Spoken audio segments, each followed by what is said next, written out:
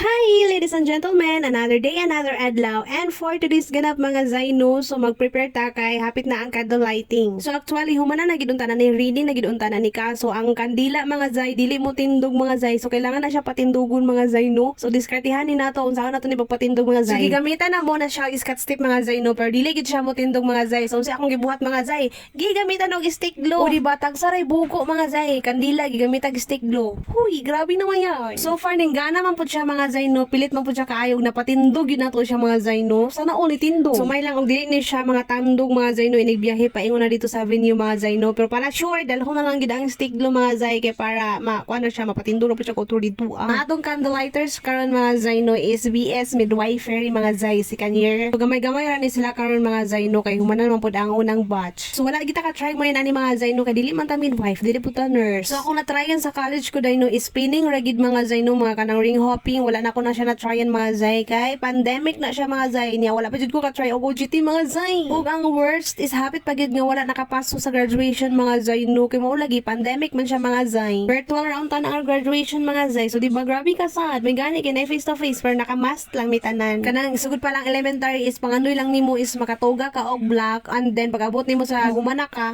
dili na hinon makapasok kay pandemic. Kami ang pinaka-una nga batch sa Keto 12. Unya kami pud ang batch nga dili pud makapasok sa graduation kay pandemic. Ay, may gani kina pangitaan nila og paagi, so naka face to face pud may graduation mga Zay. So maora to mga Zay no, amping dira-dai tarong og eskwela kay para makasuot na pud og toga sunod mga Zay. So maora to Zay, bye bye Zay.